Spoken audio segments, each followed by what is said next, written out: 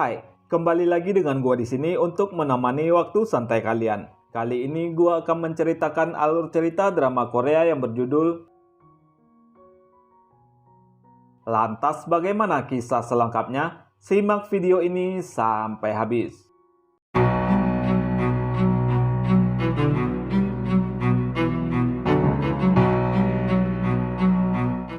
Adegan dimulai dengan sebuah narasi, di mana menceritakan kalau di Pulau Jeju terdapat sebuah tempat bernama Tambra, yang dahulunya dihuni oleh makhluk-makhluk yang hidup dengan rukun. Namun sebuah pertikaian antara dewa dan makhluk hidup lainnya merusak kerukunan itu. Untuk meredamnya, para dewa menyegel darah 46 anak dewa ke dalam sebuah batu, yang bernama Dolhaerobang. Sekian tahun berlalu, Dolhaerobang ditemukan oleh sepasang pengantin yang tengah melakukan pemotretan. Namun tanpa diduga dua Dolhaerobang itu mengeluarkan energi jahat yang kemudian merasuki sepasang pengantin itu. Akibatnya keduanya pun berubah menjadi iblis.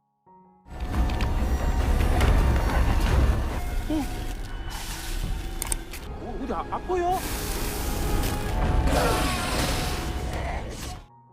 Pengantin pria tewas di tangan seorang pria misterius saat dia menyerang seorang fotografer, sedangkan pengantin wanita berhasil kabur dan mengajar mangsa lainnya, yaitu seorang wanita bernama Won Mi-ho. Dia adalah putri dari keluarga pemilik grup Daehan yang dipindahkan ke Pulau Jeju karena dijebak oleh bibinya dalam perebutan kekuasaan.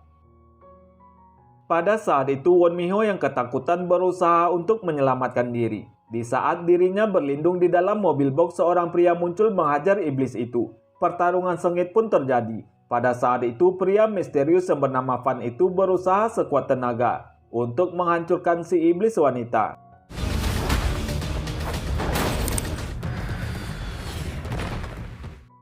Adegan berganti pada zaman kuno, di mana Fan sebenarnya merupakan sosok manusia setengah iblis yang sudah hidup sejak zaman kuno. Sejak kecil secara tidak manusiawi, Fan dan satu anak kecil lainnya yang bernama Gungtan diciptakan sebagai pemburu iblis untuk sebuah kelompok. Melihat penderitaan yang harus dilalui oleh Fan dan Gungtan untuk menjadi seorang pemburu iblis, maka seorang gadis cilik yang diketahui bernama Wonjung sangat ingin membantu. Di saat semua orang tidak ada, Wonjung menyelamatkan mereka berdua dan pergi dari tempat itu. Namun sayangnya Wonjung yang terluka karena serangan tidak sengaja dari Fan membuat Fan dan Gungtan memilih kembali demi keselamatan gadis itu. Walau dia dan Gungtan harus mendapatkan siksaan karena hal itu. Akan tetapi Wonjung berjanji akan kembali saat besar nanti untuk membebaskan mereka berdua. Tetapi naasnya Fan yang tumbuh menjadi lelaki dewasa dan juga setengah monster malah membunuhnya. Wonjung yang diramal sebagai penyelamat dan juga penyeimbang dunia sebagai anak suci itu tampaknya berinkarnasi menjadi sosok wanita dewasa yang tidak lain adalah Won Mi-ho. Kedatangan Won Mi-ho ke Tambra ternyata sudah diprediksi oleh sebuah keuskupan di Italia yang biasa berurusan dengan roh-roh jahat. Mereka kemudian mengutus seorang pendeta muda yang bernama Johan untuk membantu melindungi serta membangkitkan jiwa penyelamat dari Won Mi-ho. Di lain sisi, Won Mi-ho mengunjungi SMA Tambra dan berbicara dengan kepala sekolah tentang bantuan finansial. Selain itu, Won Mi-ho juga bertemu dengan para guru dan mendapat saran untuk menjadi seorang konselor dari salah seorang guru. Dan guru yang merekomendasikan pekerjaan itu ternyata adalah Sojin, teman masa kecil dari Won Mi-ho. Kehidupan baru Won Mi-ho berjalan tidak mulus. Dia ternyata dijebak oleh bibinya dan juga dikhianati oleh sekretarisnya. Selain itu, Won Mi-ho terus dikejar oleh para iblis yang bertujuan untuk membunuhnya. Dia juga harus berlari dari kejaran sekretarisnya yang kini dirasuki oleh iblis. Beruntungnya Fan datang pada saat itu.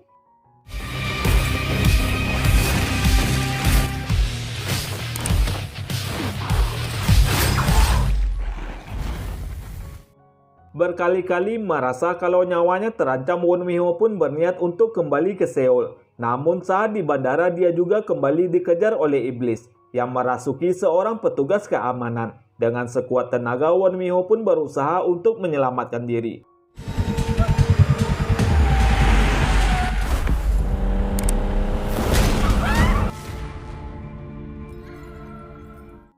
Beruntungnya saat terdesak, Fan selalu datang untuk menyelamatkannya. Pada saat itu Fan lantas menjelaskan bahwasannya takdir Won Mi-ho memang harus mati di tangan para iblis. Sekalipun Won Mi-ho kembali ke Seoul atau ke tempat manapun, para iblis itu akan menjelma menjadi manusia dan tetap akan membahayakan nyawa dari Won Mi-ho.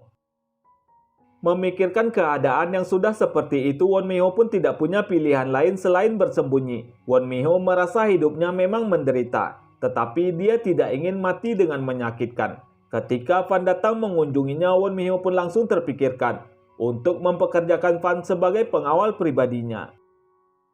Akan tetapi sebelum Fan menyetujuinya, Won Mi-ho malah tertidur. Fan yang melihat sebuah tanda di salah satu bagian tubuh Won Mi-ho langsung teringat perkataan dari nenek Gyeong Baekju, bahwasanya jika Won Mi-ho benar-benar reinkarnasi dari Wonjung pasti ada tandanya, dan hal itu yang membuat Fan setuju untuk menjadi pengawalnya. Di lain sisi, Yohan kini sudah berada di kediaman Won Mi-ho dan siap dikenalkan sebagai keponakan dari salah satu orang kepercayaan Won Mi-ho yang bernama Tuan Jang. Dan Tuan Jang rupanya sudah mengetahui bahwasanya Won Mi-ho ditakdirkan menjadi penyelamat, tetapi dia ragu kalau Yohan dapat membangkitkan kemampuan dari Won Mi-ho.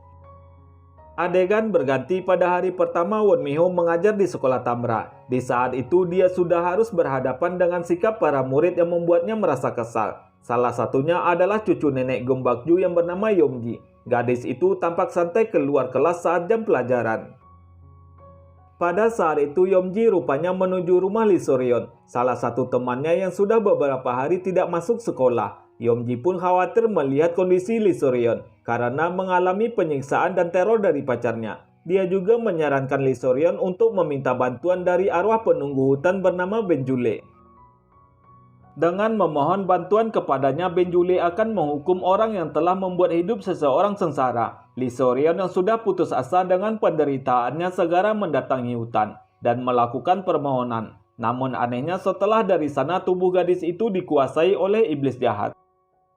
Mengetahui hal itu, Yomji yang khawatir dengan kondisi temannya meminta bantuan dari Won Mi-ho. Bersama dengan Yohan, Won Mi-ho pun mengunjungi rumah Lee Soryeon dan mendapati gadis itu tidak terkendali. Dan anehnya secara misterius mereka berdua pun sudah berada di dalam hutan.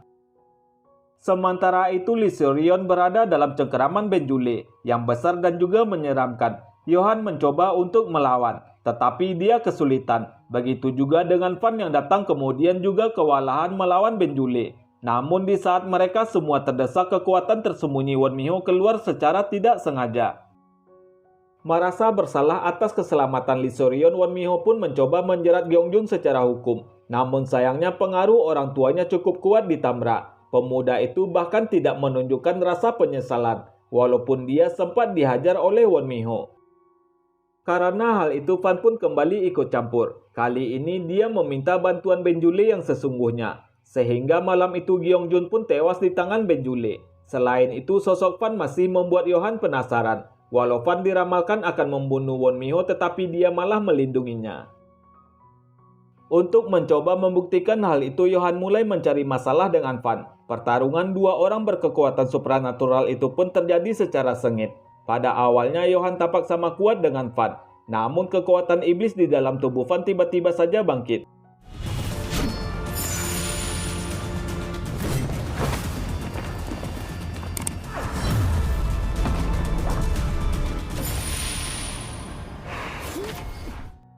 Karena dikuasai oleh energi iblis, Fan tiba-tiba kehilangan kendalinya. Dengan satu tangan dia mencekik Yohan, sampai membuat pendeta muda itu kesulitan bernafas. Won Mi-ho yang mempergoki mereka bertarung pun menjadi sasaran. Beruntungnya di saat terakhir Fan langsung tersadar.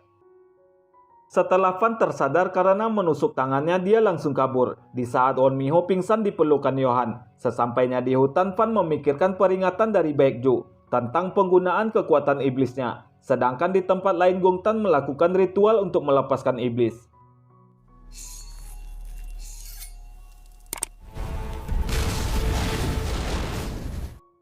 Pada keesokan harinya berita lokal mengabarkan tentang para turis yang dibunuh dan diambil organnya. Dan sejauh ini sudah ada 3 korban dengan kasus yang sama. Won Mi-ho sendiri datang mencari Fan dan menemukannya di area perbukitan untuk mengobati Fan. Tetapi sayangnya dia diusir. Di malam harinya Yohan mendapat kabar tentang kakaknya yang bernama Chan He. Mereka terpisah sejak kecil. Johan tidak tahu kalau Chan He bekerja sebagai nelayan di Pulau Jeju. Sementara itu Gong Tan menghampiri sosok pembunuh yang mengambil organ seorang pria, dan dia pun berjanji untuk membantunya. Di sebuah pelabuhan, Johan akhirnya bertemu dengan kakaknya. Sejak kecil mereka diadopsi oleh keluarga Itali yang tinggal di Pulau Jeju. Keluarga itu memiliki seorang anak yang sedang membutuhkan transplantasi ginjal, sehingga ginjal Chan He pun diambil, namun tidak membantu. Hingga pada akhirnya ginjal Johan juga diambil. Setelah itu, pria itu pun membawa dan juga meninggalkan Johan di jalan negara Itali. Beruntungnya Johan ditemukan oleh seorang pendeta dan mendidiknya menjadi pengusir setan di keuskupan yang ada di Itali. Kini kedua bersaudara itu telah kembali dipertemukan dan berjanji untuk tidak saling meninggalkan. Di tempat berbeda, Fan juga bertemu dengan Gong Tan setelah sekian lama. Kedua pemburu iblis itu pun segera mengetahui kalau kini mereka sudah tidak lagi satu pemikiran. Pertarungan pun terjadi di antara keduanya, tetapi sayangnya Gong Tan terlalu kuat untuk dihancurkan oleh Fan. Dari pertarungan itu Gong Tan mengaku kalau dia tidak ingin melawan saudaranya. Dia meyakinkan Fan bahwasanya Won Jung telah menipu mereka sejak bertahun-tahun lalu. Gong Tan juga merasa heran mengapa Fan masih saja berusaha melindunginya, padahal di masa lalu Fan lah yang telah membunuh Won Jung. Sementara itu Chan He yang dibawa ke rumah dan diperkenalkan kepada Won Mi Ho memiliki rencana tersembunyi. Dia sebenarnya sudah dibujuk oleh Gong Tan untuk membunuh Won Mi Ho, dan Chan He sebenarnya sudah dirasuki oleh iblis. Pada malam itu Chan He berniat untuk menyerang Won Mi Ho, namun dia terjebak dalam ilusi yang dibuat oleh Fan. Pertarungan mereka pun membuat Johan terbangun dan langsung menghadang Fan yang ingin membunuh Chan He. Dan saat itu Fan memberitahu Johan kalau kakaknya sudah dirasuki oleh iblis. Di saat Fan sedang mengajar Chan He, Gong Tan muncul menyerangnya. Gong Tan lalu menghina Fan, yang kini menjadi lebih lemah karena ingin menjadi manusia. Selain itu Gong Tan juga memberikan pilihan kepada Fan, apakah dia akan membantu membunuh Won Jung atau dihabisi sampai mati. Keesokan harinya Won Mi Ho mencari Fan dan menemukannya dalam keadaan terluka. Fan lalu memberitahu Won Mi Ho kalau Won Mi Ho adalah reinkarnasi dari Won Jung dan iblis akan berusaha untuk membunuhnya setiap kali dia bangkit. Won Mi Ho pun mencoba memahami dan akan menerima takdirnya asalkan Fan tetap di sampingnya. Di saat menyusuri pantai, Won Mi Ho bertemu dengan Baek Jo dan menanyakan tentang masa lalu Won Jung. Baek Jo memberitahu kalau Won Jung adalah orang yang akan memperbaiki batu perisai. Dia lalu meminta Won Mi Ho segera membangkitkan kekuatannya demi keseimbangan dua dunia. Sementara itu di pelabuhan, Chan He meminta Johan untuk membunuhnya. Namun Johan menolaknya. Dia berjanji akan mencoba mengeluarkan iblis dari tubuh kakaknya melalui sebuah ritual pengusiran iblis. Namun sayangnya tidak berhasil. Sehingga Johan pun meminta saran dari Fan, tetapi Fan tidak bisa membantu. Merasa putus asa, Johan meminta bantuan dari Won Mi Ho. Meski ragu, Won Mi Ho mengikuti Johan untuk melihat Chan He. Tapi sialnya Chan He langsung berubah menjadi iblis dan langsung menghajar Johan. Dia lalu langsung mengincar Won Mi Ho dan di saat itu pula Fan datang membantu.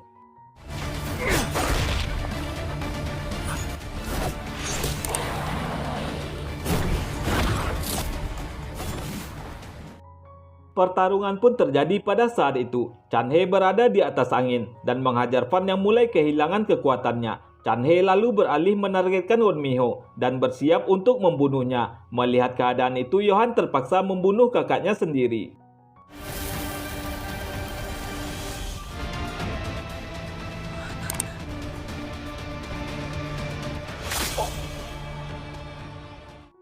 Di tempat berbeda, Gong Tan pergi ke sebuah tempat di mana ada banyak orang yang sedang menunggunya. Salah satunya adalah Bo Yom Ji yang memanggil Gong Tan dengan sebutan paman. Dan drama ini pun berakhir untuk season pertama.